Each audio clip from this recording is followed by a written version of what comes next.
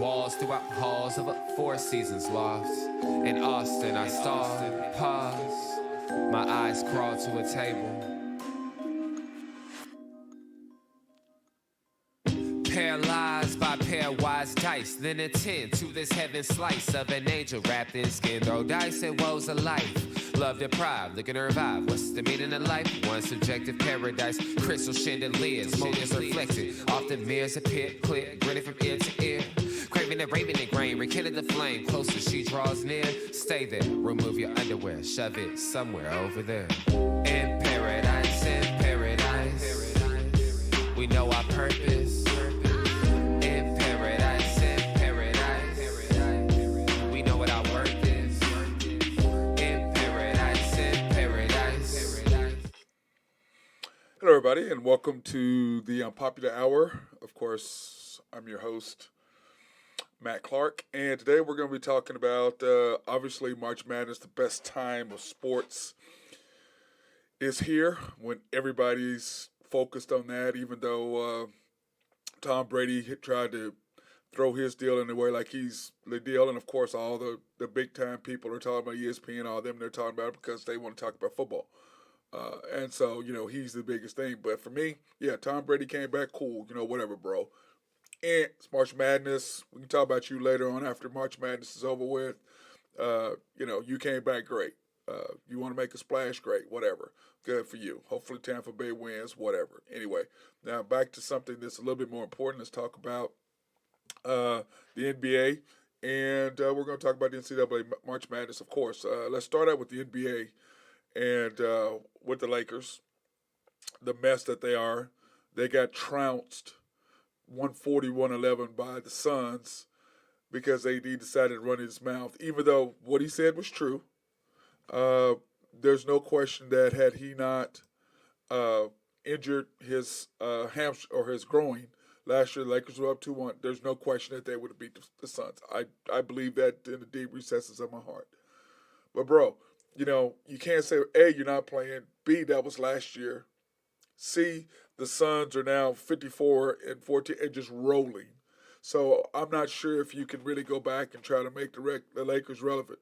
Not relevant. You and LeBron decided y'all wanted Westbrook. You and LeBron decided y'all didn't want to play with the guys that y'all had last year, which made y'all one of the best defensive teams in the league. You and LeBron decided that that y'all were a better team bringing in Melo and all this because y'all thought y'all could win a championship for those guys. Well, A, you can't play defense. You can't guard anybody. B, your scoring is, whatever at best. Now, when you're in the game, yeah, they have a better chance. But let's face it, you haven't been up to time before you got hurt. You weren't doing nothing anyway. What were your stats before? So I can't really go, oh well, because AD was there, Yeah, the Lakers more formidable, yes, but you still got to go with the turnover machine. Russell Westbrook, who was linked in his lead over Trey Young as far as turnovers. So yeah, that's just ridiculous, bro. And it's just sad that the Lakers have fallen so far. And it's sad that you think just because y'all won a championship a couple years ago, and I know y'all won a championship for him. I mean, I get that. Melo is one of the top 175 players greatest of all time, top 20 for sure. So, does people want him to have a championship? Oh yeah, I would have liked to have Melo have a championship. But let's face it, his greatest years have already come and gone. They went with when he was killing at Denver. He and Kobe used to have epic battles. And then he went to New York and continued. And then once after that, Portland, he came back. He's old. He came to Oklahoma City for a little bit, but our style of play did not fit his game. So there wasn't a lot left there for him. But these are things you have to look at when you're putting together a team. These are things that, can we play defense? Can we finish? Can we score? And I'm sure LeBron thought, and everybody thought, that, you bring Russell in, and when LeBron took a break, that Russell could take the scoring off of him. But what we talk about, having something that looks pretty and something that has substance are two totally different things. Face is great, but if you don't have anything else in between, what good does it do? So Russell Westbrook, they got him, and then what has he been doing? He's been showing, like I've said all along, stuff that I've been saying when he's in Oklahoma City. The difference was he was in Oklahoma City, not on the big stage, so he got away with a lot of stuff that he does not get away with uh, playing for the Lakers because all of a sudden the spotlight's on him, and people can see that. They didn't see it in Houston. They didn't see it in Washington, but you're seeing it now. So think about this. He's going to be on his fifth team in 5 years. What does that say? He's a volume person, not efficient person.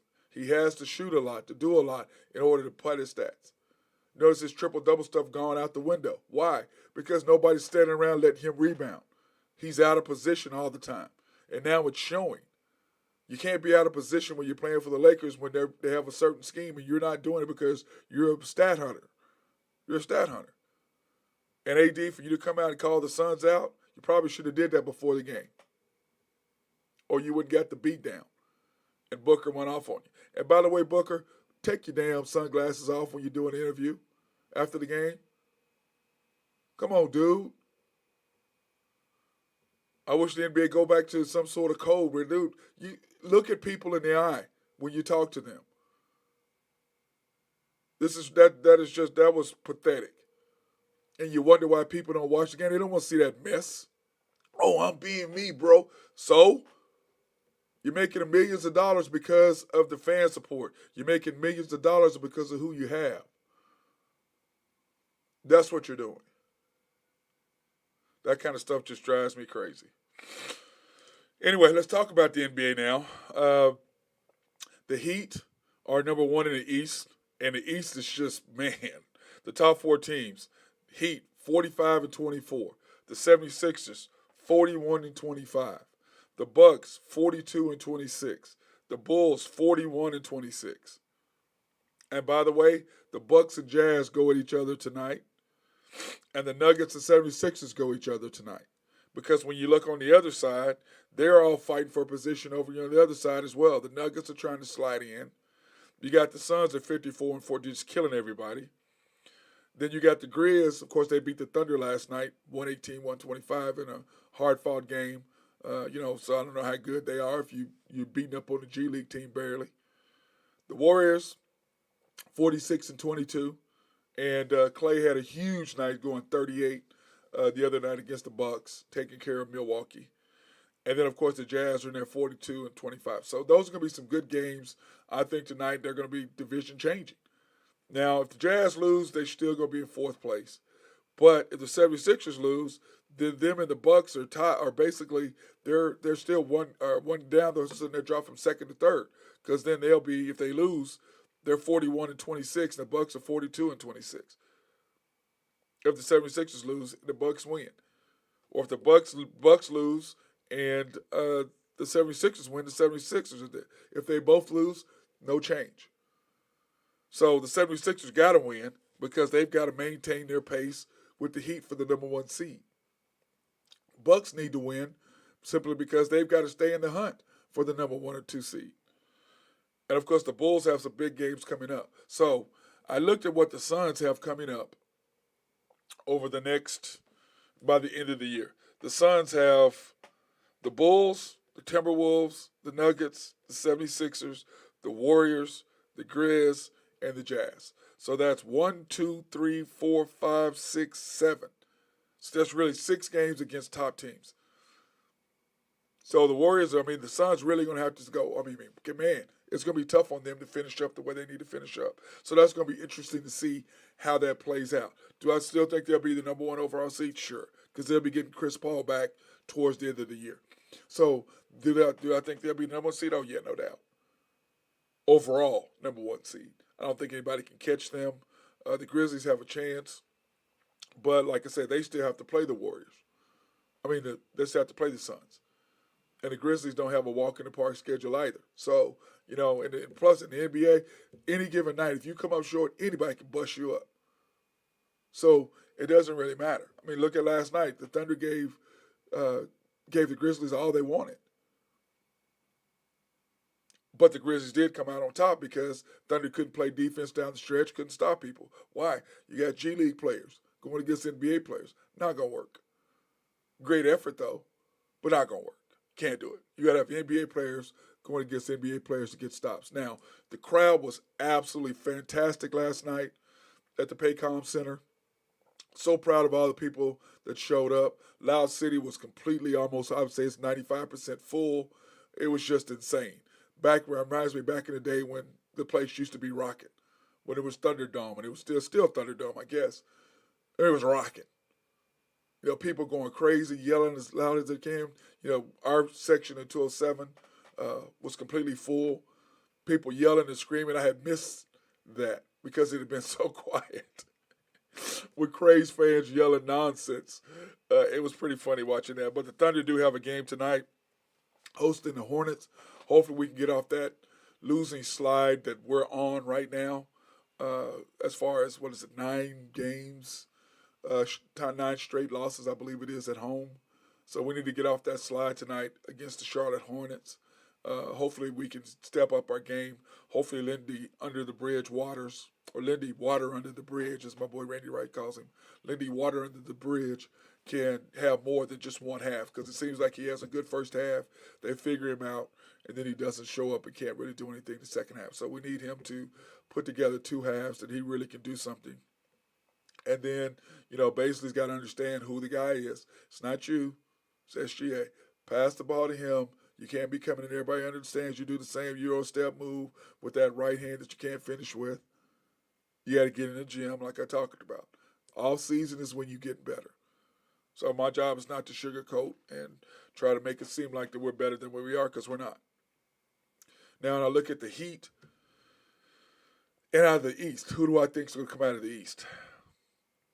Drew of Husker Drew, picks.com will be on tomorrow. We're going to do a pre NCAA bracket show, and then also talking about the NBA playoffs. And then he forgot to actually send me his picks today, but he's a little busy. But he forgot to send me his picks today on who he thought was going to do what. But if I had to take my pick between the Heat, 76ers, Bucks, and Bulls to come out of the East, I'm going to go with probably the 76ers. I've never had confidence in the Bucks, but I will say this: the outside shot are the Nets. If Kyrie can come back, and which is weird because in New York or New Jersey, it's weird because you can let unvaccinated people in the gym, but if you're an unvaccinated player, you can't play. I don't understand that. So either people have to be vaccinated or you don't have to be vaccinated. Now, I know in the NBA, it's kind of an NBA rule that, you have to be vaccinated or you can't play. I get that, but at the same time, NBA has relaxed that to where now it's up to the states, to particular cities. So I don't really understand how you can go into a place and people aren't vaccinated and Kyrie was sitting right next to people, and then you turn around and then you say he can't play. So if you work, you have to be vaccinated. But if you're a person, you don't. So, I guess there's something in there. I don't really quite understand it so much. Other than as a worker, you're around people more, but you're an NBA player. You're on the court. So you're only around other NBA players. You're not around the fans, not really. You kind of run into them here and there, but for the most part, you're on the court with yourself. So I'm not sure exactly how that was going to do it. And if he does bump into somebody, how the hell are you going to prove that they got the COVID-19 from him? How are you going to prove that? You're in a group full of people. How are you going to prove that you're not running into somebody, touch a knob, whatever? And we've all been in the bathrooms. We know how it is. You go wash your hands or, whatever. You get in towel, whatever. You're going to touch something that somebody else has touched. So it's a little tough. Now, there are touchless water, and I get all that, but let's face it. How many times you gone to the bathroom and not touched something? It's kind of hard. So I don't really understand that, how that's going to work. So, but I think that the Nets, if they get Kyrie back and then Ben Simmons comes back, because now he can defend, I think there'll be a tougher out than most people think they're going to be. On the other side of that, between the Suns, the Grizzlies, the Warriors, and the Jazz, man, I like the Suns. I've said the Suns are on a mission. I've said that from the beginning of the year. I'm not going to change my mind. They got beat last year. I think they've got a taste of it and realize how good they can be. They've got bigs. They've got shooters. They've got a leader and a point guard who can dish the ball out and give everybody a chance to catch the ball in a position that's going to make them the most successful.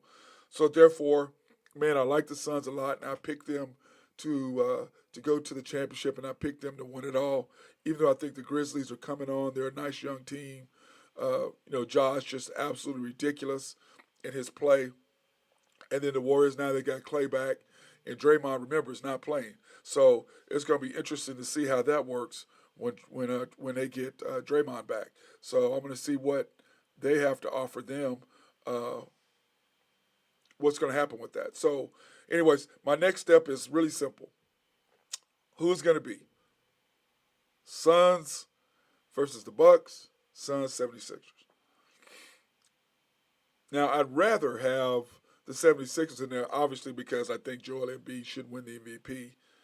And, I don't like James Harden personally, but, on the other side of that, he is one of the best players in the NBA, and he should have a chance to at least make it to a championship game.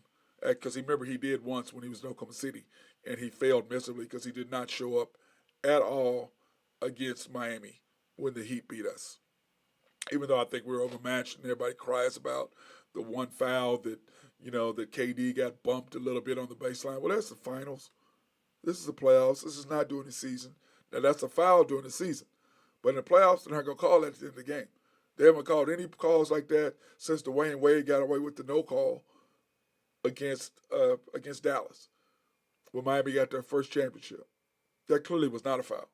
But in today's game, that would have been overruled, wouldn't have happened. It would have been a completely different story. But they let players play, which I have no problem with. KD should have made that little 8-foot jumper. But, of course, he was young then. KD today makes that all day long. Doesn't faze him at all. But young KD could not finish, could not get it done, which is a completely different thing. So when I look at the NBA, I like what I see. I like what's happening, and this is the best time of year. March Madness is coming. NBA season is winding down. So every game matters because it's about positioning. Like we said in the East, Heat 45-24, 76ers 41-25, Bucks 42-26, Bulls 41-26. Man, that's as tough as it can be. That's as tight. I mean, how can it get any more tighter? Where you look at the West, Grizzlies 47-22, Warriors 46-22, and Jazz 42-25. But that's for second, third, and fourth. That's not for first. That's not for home court all the way through. So it's going to be interesting to see what happens with the NBA and how things. So anyway, I'm liking what I'm seeing thus far in that. So let's get into now the bracketing. As we know, NCAA is coming up. And so I pulled up the women's bracket, and you look at the number one seed, South Carolina, Stanford, Louisville, North Carolina State are your top picks. So I'm interested to see how that's going to turn out. And if I have to look at it, man, I didn't even get the full schedule in here. I've got to work on that and get that squeezed down. But anyway, that's going to be good. Like I said, Drew Henthorn of Husker Drew Picks and I are going to talk about that tomorrow in detail about the women's brackets and who we think is going to win. And, of course, I'll get this fixed. This is my first graphics that I pulled up. And like I said, I've had a couple people say, hey, Matt, can you make the brackets? Can you do some when you're talking? Each put up some screens. So I'm going to start trying to do that as much as possible. So this is my first time working on it. So as I say, everything will get better. And, of course, this is a live stream, not a podcast. So you are going to make mistakes. And Third Notice was not like a podcast where you can go in and edit out all the stupid stuff or any mistakes that you might make and do that. So anyway, that. And then when you look at the men's bracket, man, Gonzaga, Arizona, Kansas, Baylor. Not sure about the Baylor thing in there. I thought that was, when they got the number one pick, I saw that, number one seed. I thought, man, I just don't know about that. Kansas, yes, I agree with. Zona, yes, I agree with. Gonzaga, yes, I agree with. Man, I thought that Auburn probably should have been in there. We see the Duke is in there where Gonzaga's a number two. And then Villanova's a number two. And then with Kansas, of course, I cut off the bottom. And like I said, tomorrow we'll get a full discussion about all of this and what happened. So anyway, I'm excited to see what's going to happen, and it's going to be cool just watching these guys. But anyway, like I said, hey, thank you for watching this quick edition. Tomorrow we're going to actually go in detail about it. I just wanted to come on and just kind of touch over what we're going to be talking about this week. This is the NCAA. NBA is tapping off, plus the Thunder. Charlotte is tonight. If you haven't been to a game, go watch Thunder Charlotte. Go to a game. Remember, when you forget when everybody was going, what was it? It was the experience of going. It was what you got out of it. It was how much fun. Now, the Thunder, yes, we're a young team, but we're not getting blown out. It'd be different. I wouldn't want to go either. We're getting beat 25 and 30 every night. It's not happening. We're 2 or 3 or 4 plays away from getting stuff done. So I'm excited to do that. I'm excited to see that. But we will get there, and I am excited about that. So anyway, everybody be safe out there today. Take care of yourself. Remember, be defensive in your driving. Remember, you are living in Oklahoma, so be careful. Peace out. I'll talk to you tomorrow.